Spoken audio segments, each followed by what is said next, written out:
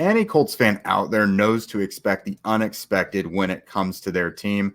That's why it's time to investigate some very real dream and nightmare scenarios that could happen to the Colts at pick number 4 in the upcoming 2023 NFL Draft. Let's get to it. You are Locked On Colts, your daily Indianapolis Colts podcast. Part of the Locked On Podcast Network, your team every day.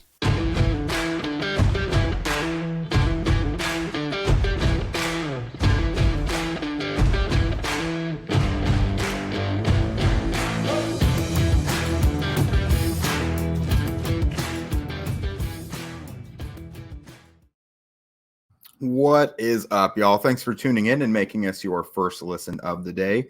This is your daily podcast covering your Indianapolis Colts, part of the Locked On Podcast Network, your team every day.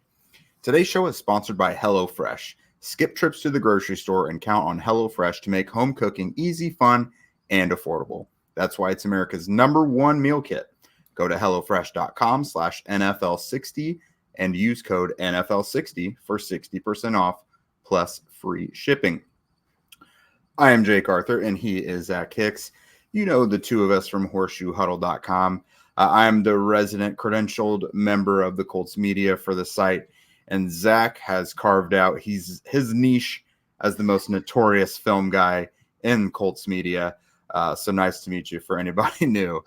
Today we're talking about dream and nightmare scenarios for the Colts, not just the song by Meek Mill.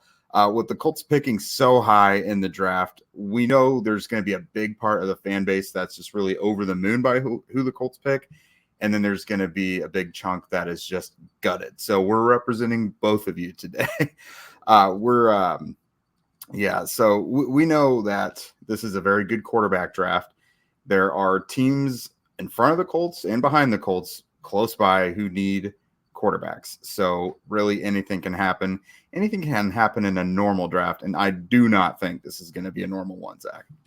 Yeah, I don't know. We kind of get it every single year where scouts come in and they're like, oh my gosh, all your mock drafts that all you media screwballs are doing, you guys got to tear them up because it's going to be so much crazier. I'm hearing this team picking in the 3rd round is going to trade all the way up to number 1 and take your quarterback. Like, you guys are crazy. Some craziness is going to happen. And then the draft gets here and some crazy things happen, but it's typically we're pretty aware of them, especially the day of the draft. Even the craziest quarterback classes, like the year with Joe Burrow and all them, it didn't, nothing really crazy happened. Tua still went to the Dolphins. Justin Herbert still went to the Chargers, like we kind of expected. Nothing really too crazy happened. Like outside of last year with Trayvon Walker going first, and then even that one we kind of knew was going to happen. I don't know. I do think there could be some chaos at the top of this one because this quarterback class is so unique and different. But I don't think it's going to be as wild as some people expect. I don't think we're going to get 4 quarterbacks going in the top 4.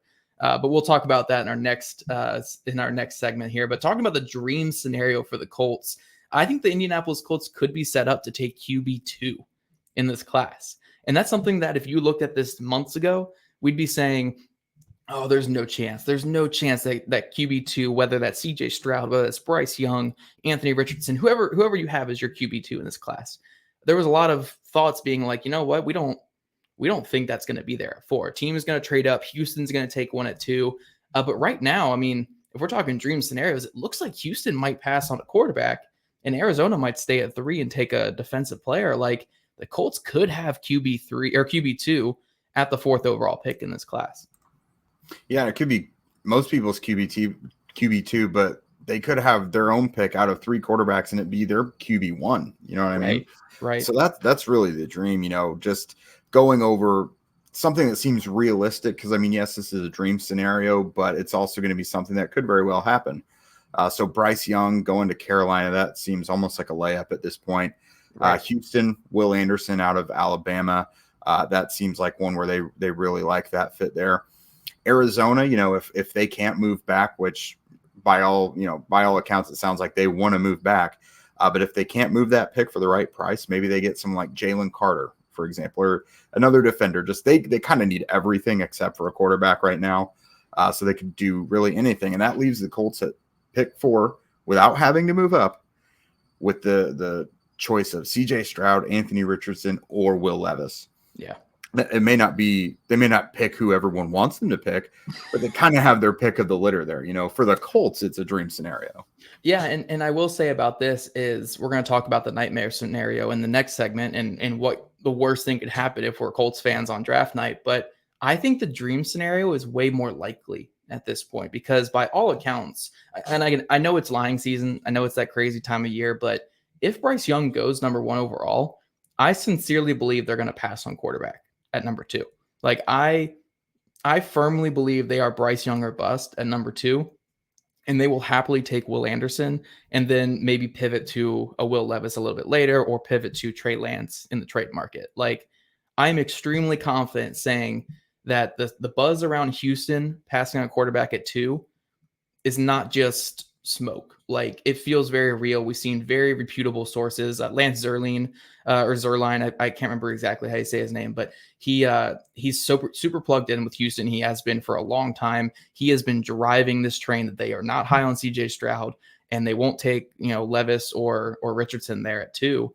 I do think it's going to be Will Anderson when Bryce Young goes first. And then it just leaves the question of Arizona. We could talk likely scenario they trade back with someone like Vegas or Tennessee or whoever for someone to come up and get CJ Stroud. But if it comes to pass, or maybe Indy moves up to 3 and they have their choice of those quarterbacks, I really do think it's more likely than not that the Colts could get the QB2 of this draft class, or the second quarterback drafted there at 3 or 4, whether they want to move up or not. So I think this dream scenario could be a reality here in the next couple of days. Like, they really could have CJ Stroud, Anthony Richardson, or Will Levis, whoever they choose, sitting there at 4, or again, maybe in a slight trade up to number 3. Yeah, honestly, all it would take, assuming Bryce Young to the Panthers is pretty much a done deal, all it would take is Houston and Arizona not having trade partners or not finding the right value. Otherwise, that very well could be what happens. And I have the exact same understanding of what's going on in Houston. Their dream scenario might be Will Anderson at 2, and then Will Levis if they can move that next pick. That might be what they want to do anyway. So they could have every desire to stay there and do what they're doing. And then Arizona, I don't really know what to make of that yet, because they're under new management with Monty Ossenfort. So yeah, I mean, Jalen Carter wouldn't be a bad pickup for them. So looking at this, though, I mean, I know Anthony Richardson is your guy, but CJ Stroud, Anthony Richardson, or Will Levis, who do you think the Colts go with there?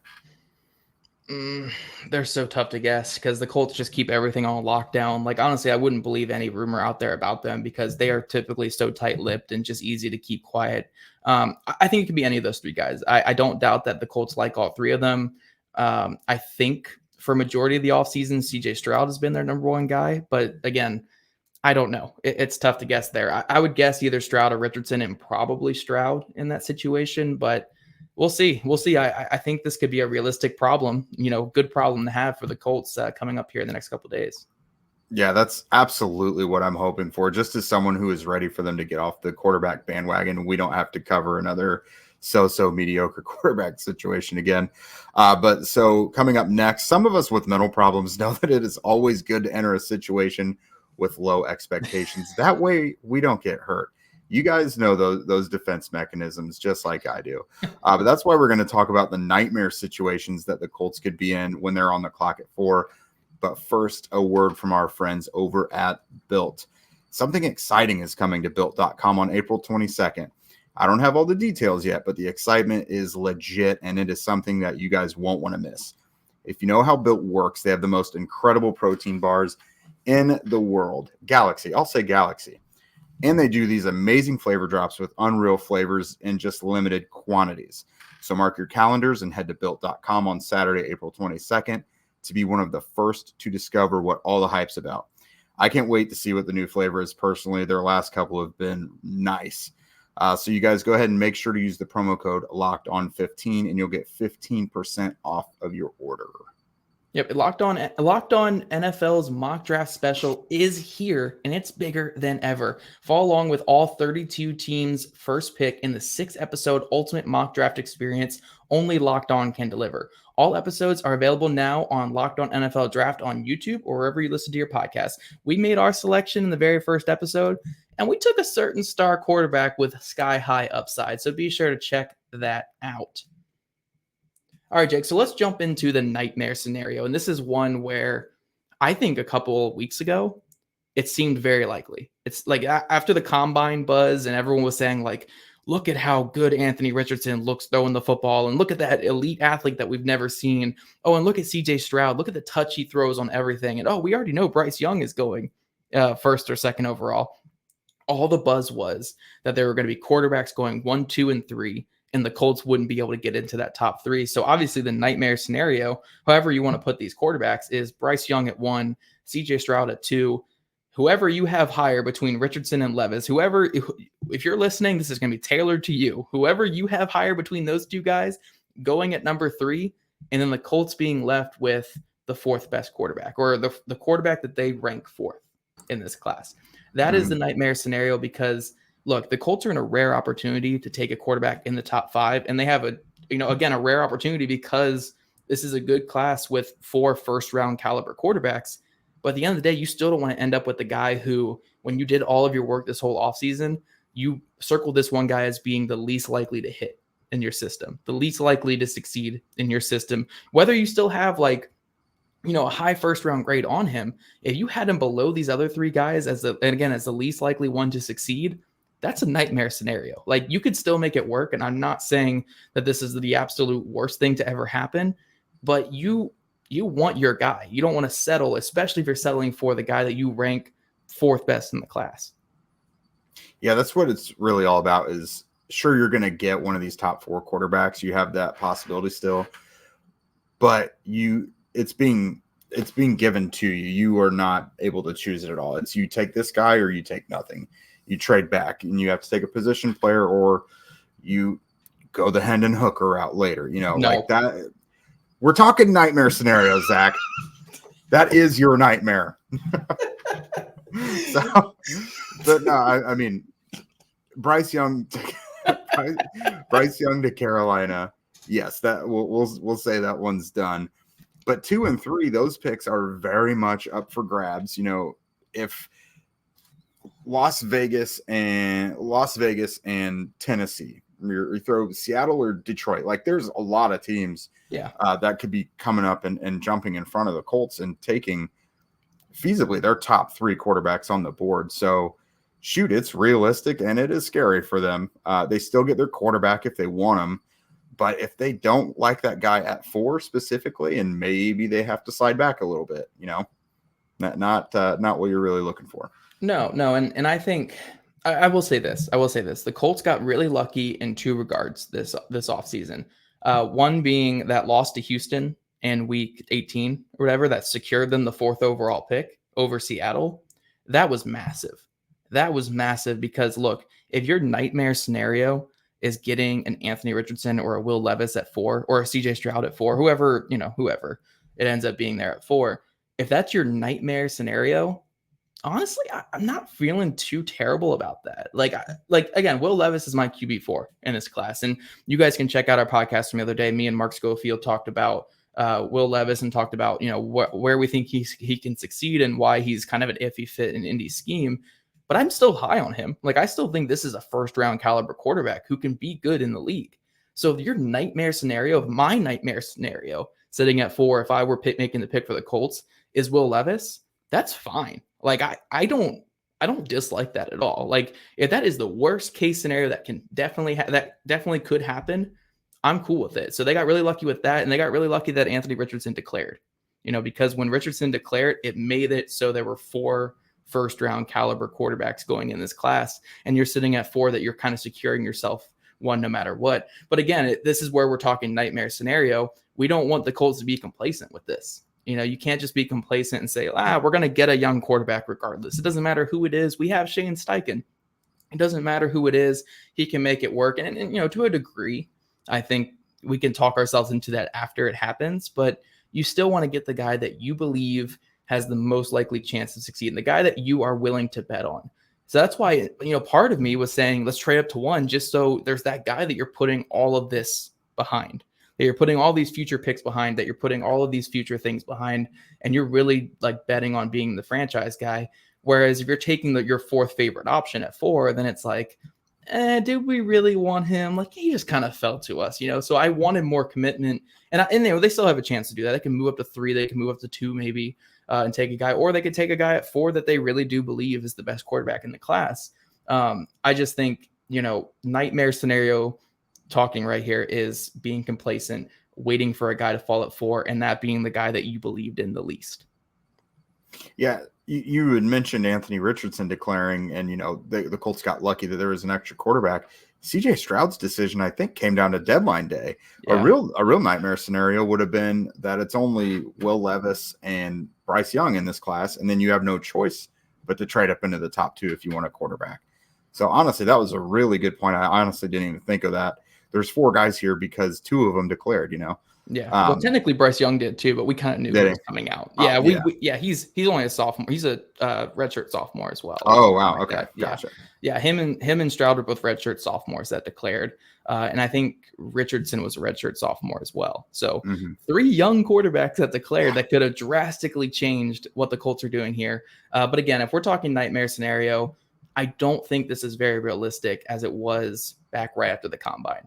Because right after the combine, there was so much buzz. Quarterbacks are going 1, 2, and 3. Indy won't be able to get into that top 3. So what are they going to do at 4? Do you take a Will Anderson or do you take a Will Levis and just roll with Levis? Now it seems very, very more likely that there's going to be only 1, maybe 2 quarterbacks that go ahead of Indy. And they're going to have their choice between 2 or 3 guys there at pick 4, which again, weeks ago, we didn't think this was going to be possible. I think the Colts are kind of benefiting a little bit from being patient. From not jumping the gun and saying we need to give up 3 first-round picks from pick 4 to go up to number 1. They're sitting there at 4, and with the whole process playing out, with a lot of people kind of already knowing what Houston's going to do, Indy could have a really good situation fall into their lap there at 4 and save a lot of picks. We don't often applaud them for being patient. But I'm not even trying to applaud them. I'm just saying it could be beneficial. I'm not trying to give Ballard, too much confidence in his wait and see approach. But yeah, guys, I think that's all we got here, talking about the top of the draft, talking about dream and nightmare scenarios, and also kind of slipping in what we think might happen on draft day. But next, we're going to talk about the second round of the draft. What do the Colts need in the second round? What they need at pick number 35. Jake and I are going to give a couple players that we like at that pick 35 spot here in just a second. All right, Jake. So I dominate draft conversation here on this podcast. I don't ever let you talk about it. I kick you off the shows when I'm talking draft. So no. I'm going to let you steal the floor here, Jake. You can jump on here. Talk about some prospects that you really want at pick 35. You're pounding the table for guys that, the Colts obviously have a chance to move back from 35 and pick up more spots. But if these guys are there, you're taking them all day. Yeah, so for starters, I feel so confident that 35 is not where they're going to wind up picking. Like, they have 9 picks, yes, but especially if they have to move up 1 pick, they're moving back, Yeah. So not 9 picks, Ballard is going to want more, especially in a year where you're bringing in a new quarterback. You want to build as much around him as possible. But assuming they get a quarterback there at 4 with their next pick, whether it's 35 or whatever, I think it'd be really smart to add a receiver. There's not much uniformity in these receiver rankings right now. I think Jackson Smith and Jigba is like most of the consensus. Everyone knows he's going in the first. But then you've got guys like Zay Flowers and Jordan Addison. Quentin Johnston's in that conversation as well. Either of Zay Flowers or Jordan Addison. I'll plug our last show real quick. We talked about getting a guy who can get you those 6 or 7 yards on third down. Either of those guys, Flowers or Addison, I think would be really nice with your next pick to add with your quarterback. Flowers obviously explosive. Like, I've seen comparisons to T.Y. Hilton before. Size-wise, about 5'9", 180-ish. They're pretty comparable. Explosive downfield threats, but can obviously get separation, can do some things after the catch as well. Addison is not as explosive, a little more. He could separate, could probably do some things in the slot for the Colts as well. But I think either of those guys will be really nice to pair with this quarterback. And then my other guy, especially if Anthony Richardson is who your pick is at 4, Osiris Torrance, his guard there at Florida. If the Colts get Richardson, and keeping in mind that they also have Jonathan Taylor, their offense, at least in year one, is probably going to be very run heavy, very skewed towards the run. And that's what Torrance does. He's a mauler. He's a massive guy. Was he like 6'5", 340 or something like that? I think he's like 6'5", like 330. Yeah, he's big. Yeah. He's huge. He's a mauler. You're not as athletic as what the Colts would maybe normally go for, at least not as rangy and bendy, what so have you. But he's a mauler. He's going to be able to kill in the run game, and I think he would be a perfect fit for them, especially if Richardson is the way they go.